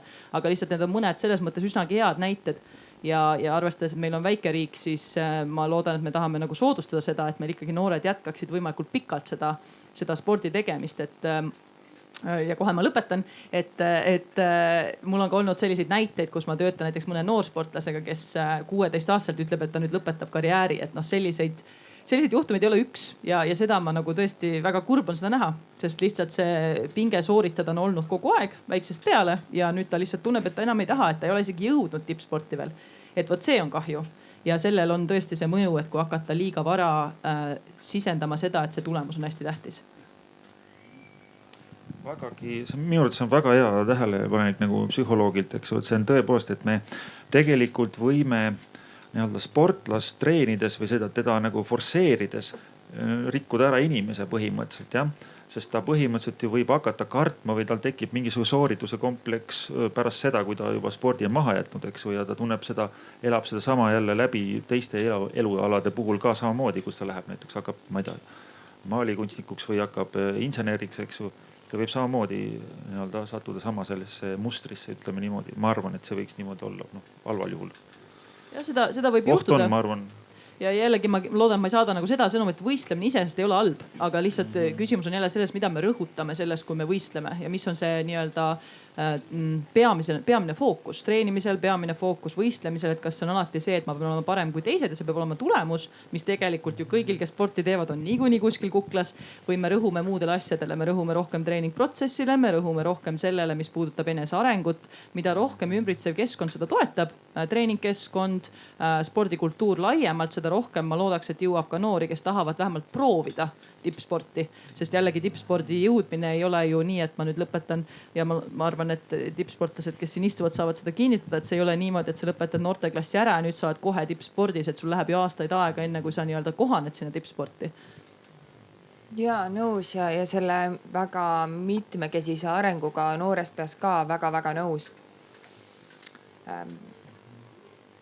No kuna ma arvan, et see, millal see tuleb võistlusmoment ja millal nautid, seal on väga suur töö teha treeneril ja siin ma arvan, et me jõuame sinna, et täna ikkagi on treeneri ja selline õpetaja kutse on, ma arvan, nii alarahastatud kui ka alahinnatud, et kui olulised need on, et kui me noortesse ei investeeri, siis on raske loota heale tulevikule. Jah, ma kipun tõesti Saskiaga nõustuma selles osas, aga ma tahaksin nagu ütleme spordieetikuna urgitseda just selle eetilise aspekti puhul, eks ju. Treener peab justkui olema, eks ju, nagu ka vastutab, eks ju, selle üle, kas missugune inimene tuleb, eks ju, kas ta jõuab tippu, eks ju. Ja nüüd küsimus on, mis on selle, ütleme, treeneri eetilised piirid, eks ju, mida ta tohib enda treenitava pealt teha, eks ju, kui palju ta tohib seal eksperimenteerida, eks ju, missuguste vahenditega ta tohib, on eetiline või lausa keelatud, eks ju, motiveerida, eks ju. Mis on see arsenal, eks ju, ja kui palju on treeneril vaba ruumi sellega tegelemiseks, eks ju, ja kuna siin on tippsportlaseid, eks ju, mängus, siis ma kujutan ette, et nendel on nagu väga palju ka, eks ju, on erinevad treenereid, eks ju, kelle puhul nad võivad ütelda, eks ju, et näed, see töötas väga hästi psühholoogiliselt, eks ju, või et see nipp, mis see treener ütles, on hea, eks ju. Ja võib-olla on ka olemas ka siis nagu teine pool, et mõned treenerid või mingisuguse treeneri mingisugused sammud ei ole töötanud, eks ju, või hästi, eks ju, või on pigem tekitanud stressi või mingit probleemi, eks ju, jah. Ja mind huvitab nagu see just nagu, jah, ütleme, mis on treeneri mänguruum, eks ju, mida ta tohib teha, kuidas ta tohib motiveerida ja mis asi. Ja kui me räägime täiskasvanudes inimestest, täiskasvanud treener, eks ju, täiskasvanud sportlane, siis kui palju selles treeneri ja sportlase suhe on siis, kui palju seal on nagu kokkuleppelist? Kui palju ma võin, kui ma olen treener, eks ju, enda sportlasega kokku leppida, näed, ma hakkan kasutama sinu peal niisuguseid sõnu, ma sõiman sind niimoodi, ütleme niimoodi või pitsitan sind niimoodi ja teen niimoodi, eks ju, niimoodi, jah. Idee on selles, et kui palju on see kokkuleppe asi, eks ju. Ma olen seda näidet kuskil toonud, aga mul oli tiimis üks trennikaaslane, üks tüdruk, kes võistles väga hästi, kui treener põhimõtteliselt oligi ta läbi sõimanud enne. Ja see nagu muutuski siis mingiks asjaks, mida nad tegid. Et ma ei tea, kas see oli siis nagu, kas seal oli ka mingi kokkulepe. Ma pigem arvan, et ei olnud. Nad lihtsalt nagu mõlemad said aru, et see on nagu mingis mõttes selline mäng. Mulle meeldib sellega seoses, mulle just mingi Vene võimlejatega mingisugune film, kus treener ütles niimoodi, et emotsioonid jätta pärast medalit ja siis ulu pärast, ütleme niimoodi, jah, kui oled ära teinud oma asjad, eks ju. Praegu ole kuss, eks ju, jah. Aga vaat küsimus on selles, eks ju, et hea küll, aga sportlased on erinevad, eks ju. Mõnele töötab, eks ju, mõne puhul töötab, mõne puhul ei tööta, eks ju, niimoodi, jah. Kus see mänguruum on, eks ju, mida tohib, mida ei tohi, eks ju. Markol on väga drastilised näited. Drastilised? Ei, kindlasti mitte. Aga ma arvan, et treeneri töös tuleb arvestada see, mis materjali sa ka tööd teed. Milline on nagu tänapäeva noor ja kuidas moodi sa saad teda innustada seda tööd tegema või üldse nagu tippsporti minema nagu sinna suunaliselt või üldse sporti tegema. See kindlasti ei ole sama, mis 20 aastat tagasi, 40 aastat tagasi, 60 aastat tagasi. See nagu väga vähe toimib tänapäeval autoritaarne süsteem. Ja kui ta toimib, siis ta toimib lühiajalise eesmärgi nimel. Ta võib toimida, aga see nagu pikaajalisus spordis nagu selles mõttes niimoodi ei saavuta. Aga siis on küsimus selles, et milline on selle spordiala organisatsiooni kultuur ja kuhu välja tahetakse jõuda. Et millised nõudmised esitavad sportlased ise endale selle saavutamiseks. Siin see Vene näide, mul oli Vene sõber, on Vene sõber loodetavasti. Ma ei ole talle helistanud sõja ajal. Ma ei tea, võib-olla ma saaksin tast lahti, ma ei tea. Aga tema ütles mulle ammu enne võistlust ära, et tead Marko, et mina valmistun niimoodi, et ma kurdan sulle. Ma kurdan sulle, kui paha mul on, ma kurdan sulle, kui raske mul on, ma kurdan sulle, kuidas kõik asjad lähevad tuksi. Aga sa arvad, see on minu ettevalmistamisviis ennast võistluseks. Et tema vajanud seda ja samamoodi Tokyo olümpiamängude judoturniirilt tuli üks viraalne video välja, kus konkreetselt judo treener oma naissportlast siis põhimõtteliselt andis üks 5-6 kõrvakiilu. Aga see eemaldati isegi Redditist väga kiiresti. Et sellist käitumist enam ei aktsepteerita. Absoluutselt. Sellel ei ole kohta. Et kui sa ei suuda oma sportlast muud moodi motiveerida kui ainult sõimu ja autoritaarse nagu viisiga, siis sa oled kehv treener tänapäeval. Ja, et võib-olla analoogia, et kui kirjandusõpetaja suudab kirjandit kirjutama panna õpilase ainult siis, kui ta röögib ta peale või sõimab ta läbi, et siis ma arvan, et isegi nagu kokkuleppe korras ei ole see normaalne või et ma ei tea, võib kas, jah. Ja siin sa tõid väga olulise asja välja, et see võib toimida lühiajaliselt, aga pikaajaliselt ta ei toimi ja seal on väga suur vahe, kas sportlast motiveerib hirm või teda motiveerib midagi, mis on positiivsem ja see positiivsem ja see sisemine motivatsioon on see, mis kestab pikemalt. Hirmu all võib väga isegi suhteliselt pikalt võib tegelikult sooritada ja neid tulemusi tuua, aga tegelikult see on alati lühiajaline. Ja siin ma tuleks ka selle juurde, et nagu sa ütlesid Marko väga hästi, et see on järelikult kehv treener, kes niimoodi nagu motiveerima peab, siis minu küsimus oleks ka see, et aga mis on treeneri enda väärtused treenerina, et kas ta tõesti tahab selline treener olla, et tema nagu peamine väärtus, mida ta annab oma sportlastele edasi, ongi siis see, et ta lihtsalt nii-öelda paneb neid tulemusi tootma ükskõik mis viisidega. Et ma tahaks loota, et ükski treener ei taha, et tema sportlane mäletab teda selle pärast. Et jällegi treeneri roll tegelikult on väga suur ja mida rohkem ta toimetab oma väärtuste järgi, kui ta päriselt vaatab endasse, et mida ma tahan tegelikult oma treeningtööga neile edasi anda, siis mina ei ole kohanud siiamaani mitte ühtegi treenerit, kellel oleks halvad väärtused, mitte kellelgi. aga lihtsalt see ühendus võib-olla oma väärtustega ei ole alati nii tugev, nagu ta võiks olla vahepeal. Ja siin ei ole jällegi treenerid, ei ole need, kes on ainukesena nii-öelda süüdi, vaid see on jällegi seesama, nagu sa ütlesid, et seda mõjutab ka see spordiorganisatsioon, seda mõjutab ka see, kuidas me treenereid rahastame, mida sa Saskia tõid välja. Et kõik need asjad tegelikult mõjutavad ka seda, kuidas siis treener lõpuks käituma peab. Ja me ei saa jällegi inimest nagu panna selle, et tema üksinda peab vastutama, et seal on tegelikult palju laiemad mõjud, kui rääkida treeneri käitumisest näiteks, et see on samamoodi mõjutatud ka laiemate asjade poolt. Aga jah, see autoritaarne karjumine ja sõimamine, see õnneks tõesti ei ole enam eriti aktsepteeritav. Ja ma arvan, et ka eriti kui rääkida tippsportlastest, siis vaevalt, et tippsportlased väga kaua sellise treeneri käe all on.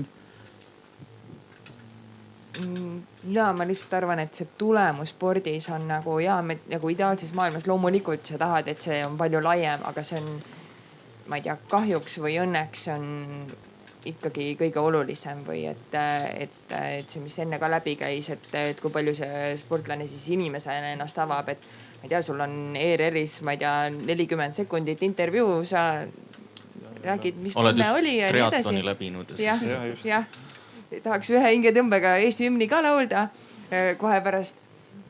Aga et me ei saa sinna mitte midagi parata ja ma ei tea, kui suurriigid või Hiina juba, et kas siin geenitasandil või siis väga varajases nooruses juba teha, ma ei tea, test ja siis vaadata, mis spordialas üldse läbi lööksid ja siis seda arendada, siis see on see suund, kuhu maailm liigub ja siis, kui me tahame, et meil arenevad nagu terved inimesed ja kõik on hästi selles mõttes kuidas öelda, hästi pehme, kõik on hästi pehmelt hoitud, siis me ei saagi neid tippspordi tulemusi, et see on natuke selline dilemma koht, kus me oleme, ma arvan. Põhiline dilemma minu arvates. Ma tahaks siin võib-olla natukene veel argumenteerida, et jällegi see kipub tihtipeale nii minema, et kui me räägime vaimsest tervisest, me räägime psühholoogia koostööst ja me räägime vaimsetest oskustest, siis see tundub pehme. See tegelikult ei ole pehme, see on just see, et sa tegelikult arendad ka sooritusoskuseid, sa arendad oskuseid, kuidas raskustega toime tulla tervislikumalt, sa arendad oskuseid, kuidas oma emotsioonidega toime tulla. Ja neid võiks siin mitmeid loetada, aga just see, et tegelikult enda psühholoogiaga ja oma nagu vaimse tervisega tegelemine toetab tulemuste saavutamist. See ei ole see, mis seda takistab, vaid vastupidi. Jah, kindlasti tuleb see küsimus ette, et mis asi on nagu fookuses ja millele jätkub sellel tippsportlasel ressursse. Sest selge see, et tippsportlasel on aeg piiratud, kõik tahavad oma asju pakkuda, nagu sa tõid välja, et üks tuleb sul ühtede testidega, teine tuleb sul uute füüsiliste testidega, sa pead ju valima, et millele sa siis tähelepanu pöörad. Ja kindlasti ma ei ütle seda, et nüüd see on see, mis ainukesena toetab tulemusi, aga lihtsalt see on ikkagi üks väga oluline osa sellest kõikide nende teiste asjade kõrval, et jah, aga seda ei saa ära unustada, et tippsportlasel on aeg piiratud ja ta peab ka lihtsalt niisama olema, et kõike ei jõua võib-olla teha alati. No võib-olla see vaimse tervise temaatika on, ütleks siis viimasel 2-3 aastal tundub, et kõige jõulisemalt üldse esile tõusnud. Ja kui vähemasti selline stereotüüpne arusaam tippsportlase argipäevast ongi umbes selline, et 6:30, nagu sa ütlesid, basseini ääres ja kogu aeg ainult higistatakse ja alati on vastik. Et kui suur probleem see ikkagi on ja kuidas siis, kui vaadata ka konkreetseid näiteid, kuidas te olete, ütleme, selliste madalseisudega hakkama saanud, sest sul näiteks pikk vigastus ja nii edasi. Minu arvamus selle vaimse tervise teemalt on hästi vastuoluline, sellepärast ma arvan, et see on hästi oluline, et sellest räägitakse. Kohati mulle tundub, et see on muutunud selliseks nagu mugavustsooniks, et juba 6-aastane laps ütleb, mul on depressioon. Et ma ei tea, selle asemel ma saadaks lihtsalt ämbriga õue, et mine korja õunad kokku. Et tee midagi reaalset, siis võib-olla on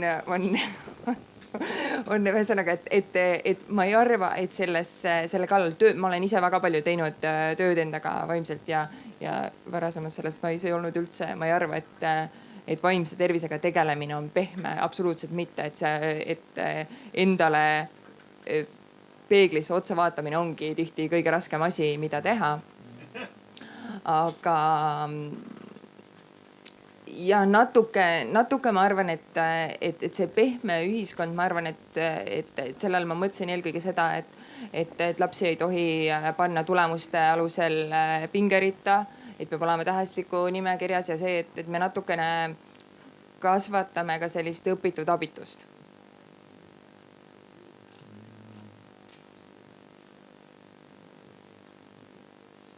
jah.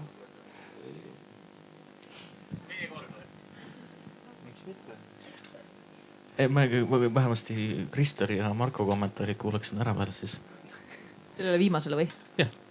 Siin ma tunnen, et see läheb hästi laiali, sest et nüüd me räägime juba sellest, mida lastega peaks tegema, mis on 6-aastased. Me oleme tippspordist natukene kaugemale jõudnud, et võib-olla sellepärast ma kohe ei vastanudki. Mitte, et see oleks oluline, mis sa välja tood ja kui ma mõtlen selle peale tagasi, millest ma alustasin, siis üks nagu minu nii-öelda väike selline mõte oligi selles, et tegelikult tippsportlased eeskujuna näitavadki seda, et maailm ei ole lihtne ja see, et sa peadki raskustega toime tulema ja see, et sa peadki väga palju vaeva nägema, mitte see, et kõik tuleb hästi lihtsalt kätte. Et ma võib-olla lihtsalt rohkem siia ei tookski midagi, sest ma tunnen, et kui ma sellele väga süsteemselt vastan, siis me lähme juba teist teemat pidi edasi. Nojah, ma võib-olla siis lõpetan selle looga, mida ma ennem jagasin Joosepiga ka, et minu üks raskemaid aegu oli 2008–2010 ja selle aja sees oli mul 2 ahilka operatsiooni. Teine oli sellepärast esimene ebaõnnestus. Ja ma ei mäleta sellest ajast väga palju. Ma nagu reaalselt ei mäleta sellest ja tihti tagasi mõeldes on mul küsimus, et kuidas ma selle üle elasin. Aga ma mäletan ühte hetke ja see hetk on selline, et see ei lähe kunagi meelest ära. Et me olime just lõpetanud ujumistreeningu Kalevi ujulas. Läksime treeneriga alla duši alla. Seisame vastas üksteisele. Mina pesen ennast, tema peseb ennast. Ja siis ma küsin, et kuule Jüri, et mis sa arvad, et kas see on kõik, mida ma tippspordis suudan anda? Jüri vastas ei. Ja siis me läksime edasi veel 9 aastat. Ma mõtlesin, sa oled nii mõttes, et võib-olla mõni filosoofiline ääremärkus. Tekkis mõte praegult ja ma tahtsin, me oleme rääkinud siin sellest tippsportlase psühholoogiast või nende individuaalsetest erinevustest selles mõttes, et eks ole, isiksused igasuguseid on ja nendega tuleb toimetada, et nad saaksid nendest tuleks tippsportlane, eks ju. Aga mind huvitab just nüüd ka veel intiimne küsimus, et kuidas endasse suhtuda nii-öelda eetiliselt või kuidas endaga käituda, kui sa ennast motiveerid, eks ju, jah. Aga üks asi on see, kas treener sind sõimab või ei sõima, eks ju, jah. Kas on nagu näha, on mingisugused eetilised piirid ka selles osas, et kuidas sa ennast võid torkida tagant. Näiteks, kas sa, jah, siin tulevad väga keerukad mõisted nagu enese alandamine ja niisugused asjad, eks ju. Kas niisugused asjad on ka olemas? Seda ma tahaksin muidugi jällegi nagu tippsportlaste käest enda küsida, eks ju, et kuidas on sellega, eks ju, ja kas on niisugused teemad, eks ju, ja no, kui rõve ja vastik sa saad nagu endaga olla niimoodi, jah. Võib-olla päevikusse seda kirjutad, võib-olla ei kirjuta, võib-olla isegi mitte päevikusse nagu. Ja.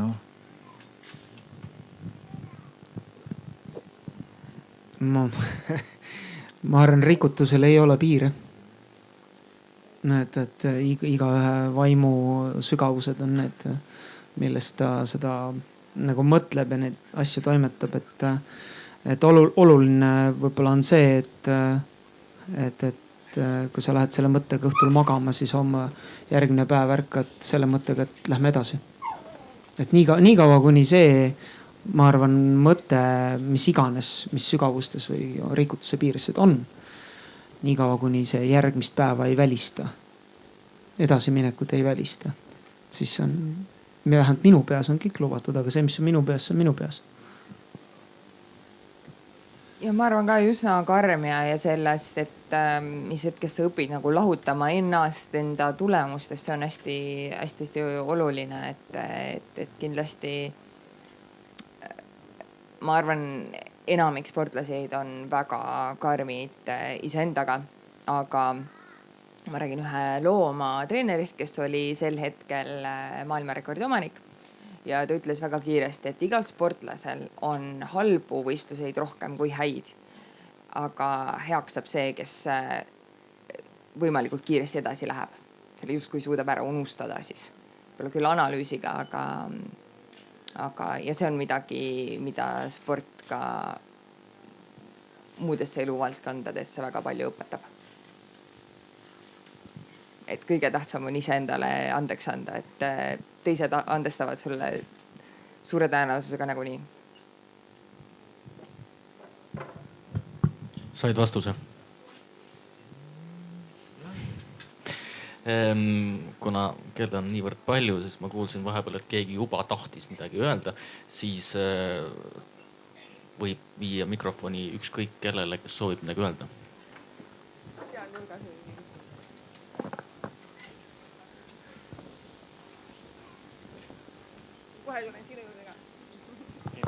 Tervist, aitäh.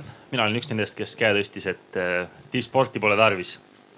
Praegu olete sellest nagu individuaalselt rääkinud tegelikult väga hästi, miks indiviidi jaoks on tippsport vajalik.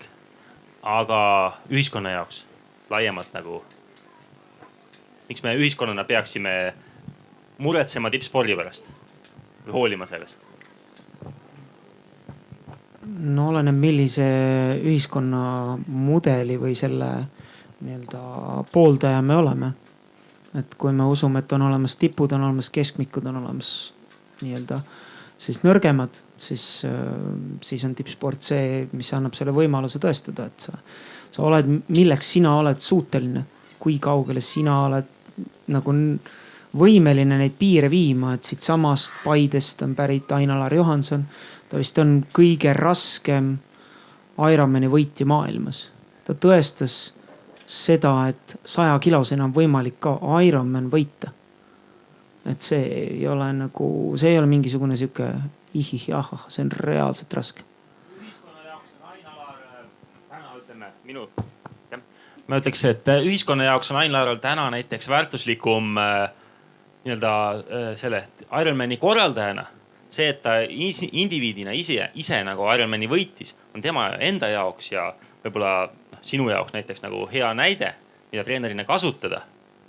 Aga milleks meile ühiskonnas oleks vaja nagu toetada või push ida või nii-öelda tegeleda selle tippspordi küsimusega?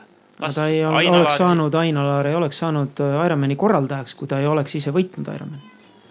Ta ei oleks suutnud kaasata nii palju inimesi sellele Ironmanile.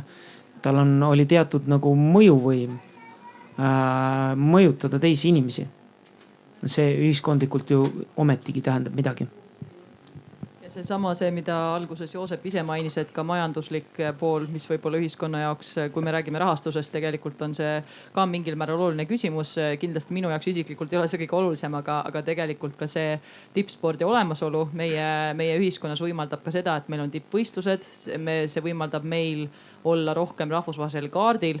Nii et selles mõttes on tal ka laiem selles mõttes majanduslik väärtus olemas ja võib-olla ka rahvusvahelistes suhetes, kes seda teab.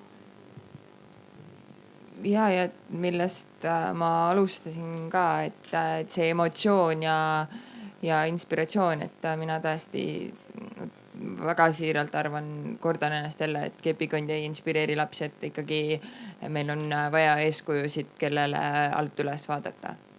Ja võib-olla lihtsalt üks väike täiendus veel sellele, mis sa just ütlesid, et tegelikult inspireerivad tihtipeale tippsportlased ka neid, kes üldse spordiga isegi ei tegele. Et kes lihtsalt saavad sellest nii-öelda inspiratsiooni, et hakata nüüd oma valdkonnas midagi nii-öelda rohkem tegema. Et seal on lihtsalt emotsionaalselt positiivne mõju, kui me näeme kellegi õnnestumisi.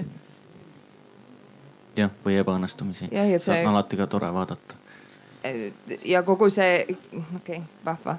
Et sa ka kohe alguses esile tõid, et mina küll arvan, et see rahvusliku ühtekuuluvustunde kasvatamine, selles on ikka spordil väga, väga oluline roll, et kindlasti see ongi ajas muutub ja vahetult taasiseseisvunud Eestis oli see võib-olla veel või kindlasti oligi kordades tugevam, aga ma arvan, et seda juhtub ikkagi veel. Ma vastaksin sellele härrale küsimus, kes küsis, et miks me see tippsporti vaja on. Ja? Oli selline küsimus. Ja tähendab, see alguses tundub täitsa mõttekas küsimus, aga kui ma võtan laia perspektiivi, siis see mõttekus hakkab vaikselt ära kahanema, sest ma hakkan mõtlema, et miks meil on vaja tippkingseppa, eks ju, miks meil on vaja tippkokkasi, miks on vaja tippnäitlejad, eks ju, niimoodi. Ja, et see räägib meile midagi niisugust meie filosoofilisest olukorrast siin maailmast, eks ju. Me oleme mingite aladega tegeleme, erialad, valdkonnad, eks ju. Ja siis meil seal on niimoodi mingisugused, keegi on tipus ja keegi on vähem tipus, eks ju. Ja, et nagu nii on lihtsalt nagu, jah. või ta mõtled selles mõttes, et näiteks, et võib-olla tippsporti pole enam vaja selles mõttes, et nagu ei ole tippkingseppa enam vaja. jah, selles mõttes, eks ju näiteks. Et selles mõttes äkki on aegunud see asi, et nagu enam keegi tippsporti nagu ei tiputa või no nagu see olgu, eks ju. Nagu samas mõttes nagu kingsepp suri välja, eks ju, kui poest saab osta mingi odava asja. No võib-olla nüüd jälle taas kasutatud. Okei, noh, jah. Ja, miks me oleme tipule orienteeritud üldse oma elus üldse? See on oluline küsimus. Jah, et kui nagu kuidagi üritada välja noppida need pidepunktid, mis siin on käinud, ehk siis kuidagi terviklik vastus anda, siis need põhjuseid on umbes 6 laadi. Kõigepealt majanduslik, mis on läbi käinud, üks on siis tõesti rahvuslik, kogukondlik ühtsustunne, mida põlistatakse mingisuguseid väärtussüsteeme, emotsioon, mida pakutakse, võib-olla mis ei ole läbi käinud, on esteetiline funktsioon, ehk siis inimesed armastavad lugusid, inimesed räägivad lugudes ja tippsport pakub väga palju selliseid lugusid ja mis on kindlasti väga palju läbi käinud, on see eeskuju funktsioon ja ühelt poolt nii väärtuste kontekstis, aga teiselt poolt nagu ka Kristel on veendunud, et tippsport paneb inimesed rohkem liikuma. Nii et need võiksid olla need üldised, mis on täna läbi käinud. Kas võin küsida, jah? Ma olen peaaegu kõigega päri, mis siin tippspordi funktsiooni kohta on vastatud ja mul on väga hea meel kuulda, et tippspordis sees olevad inimesed ise suudavad selle kõik nii moraalselt nagu ilusaks ja suurejooneliseks mõelda. Aga see elevant toas, mida natukene on ainult õrnalt riivatud, siin on ikkagi see, mille ma tahaks välja öelda, et tippsport on suures osas ka meelelahutus. Ja meelelahutus tingimata, see kõlab natuke madalalt, aga et meelelahutusel enesel on ühiskondlikult palju olulisi funktsioone, kaasa arvatud see, ma ei tea, mida mina alati tähele panen, et kuidas tippspordi jälgimine, meelelahutuslik jälgimine loob mingi sotsiaalse ruumi emotsionaalseks kohaloluks. Kuni selleni välja, et ma ei tea, meestel muutub kallistamine, normaliseerub füüsiline lähedus. See on palju teisi aspekte, nutmine normaliseerub ja nii edasi. Ja lihtsalt mul tekkis selline naljakas, ärge võtke seda kuidagi pahasti, aga et mul tuli mõttesse, et kui oleks selline klounide kongress, kus klounid arutleks nagu tsirkuse sellise funktsiooni üle ühiskonnas ja toodaks välja kõik see eeskuju funktsioon ja rahvatervise funktsioon ja selle meelelahutuse asja nagu väga ei puudutaks, siis tunduks natuke naljakas. Ja siit mul tuleb küsimus ja küsimus on see, et mainiti ka vaimset tervist natuke, et kas võib-olla tippsportlaste koolitusprotsessis või üldse tippsportlaseks olemise juures poleks võib-olla vaimselt kasulikum tunnistada rohkem seda meelelahutuslikku aspekti või seda klouniks olemise aspekti ja klouniks ma ütlen kõige paremas mõttes, sest kloun laval, ma imetlen tsirkust, kloun laval võib paista väga tühine, aga seal taga on samamoodi meeletu töö, meeletu eneseareng, meeletud tunnid, meeletu, jah. Nii et ühesõnaga, kas poleks vaimsele tervisele kasulikum tunnistada rohkem või rõhutada rohkem seda meelelahutuslikku klounaadi aspekti? Mina arvan, et kogu see nagu emotsiooni pakkumine, see minu jaoks ongi seesama, et sa lahutadki inimeste meelt. Et või see, millest, ma ei tea, alguses ma tõin gladiaatorina, et see oli ju ka, gladiaatorid olidki toodud meelelahutuseks, et see on ilmselge. Nojah, ma ei räägi, aga kõik teame ja kõik tunnistame seda asja, et selles mõttes, et eriti tänapäevasel ajal, kui sa oled meelelahutaja läbi sotsiaalmeedia, et siis sa tegeledki meelelahutuse eeskuju, mis iganes asjadega sotsiaalmeedia. Ma läheks siit edasi, sest ajaloolasena ma saan ütelda, et alati on tippsport olemas olnud, ta koht oligi tsirkuses, gladiaatorist on räägitud, Lurich on ju tipptsirkusartist, aga ta osutus rahvuslikus väärtuseks.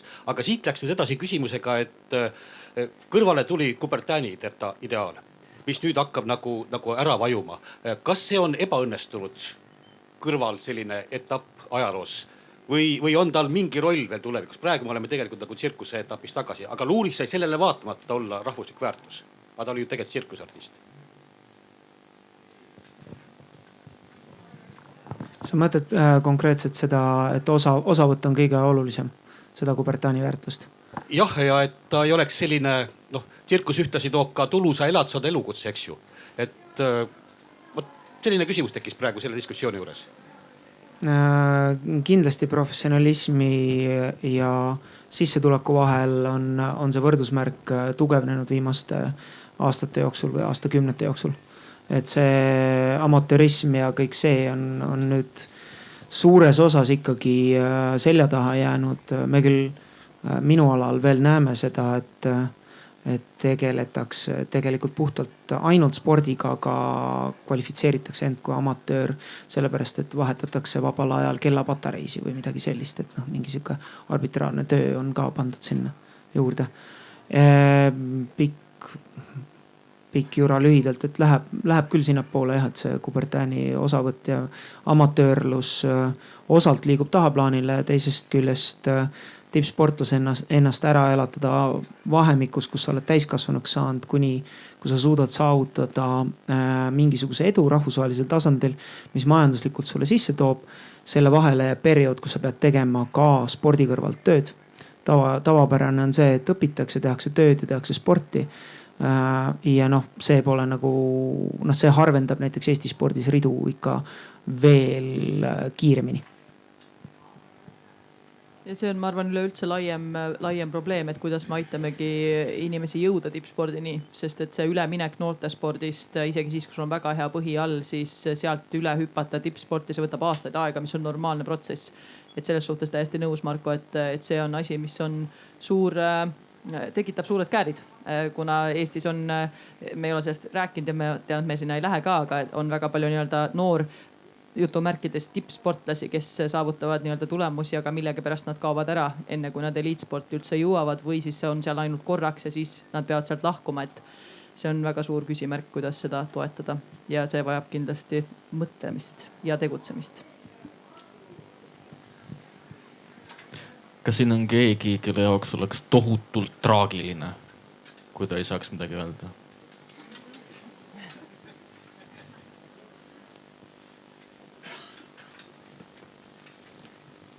Kannatavasti ma võin vist paraku väga ei oska lühendada. Ma kõigepealt näitan sportlastele, sporditeadlastele ja teabevahendajatele väga traditsioonset taomärki, kui te kõik olete seda näinud ja ma hooplen, et see siis sattus minu taskus siia paita kaasa tulema.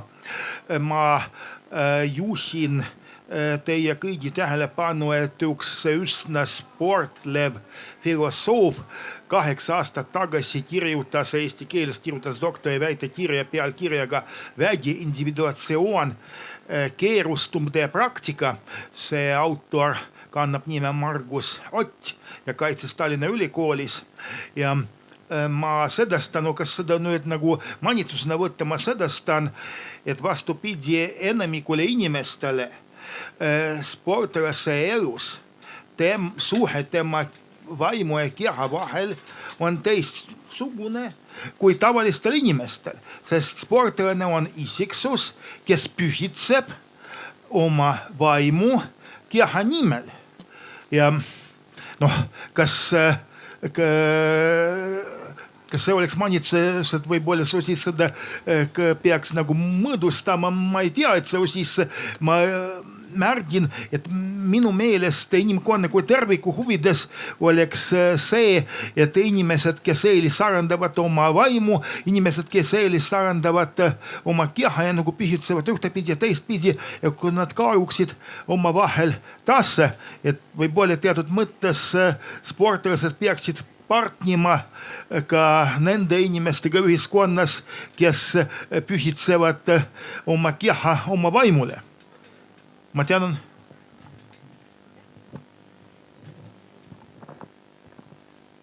Aitäh panelistidele ja aitäh kuulamast. Läheme ära.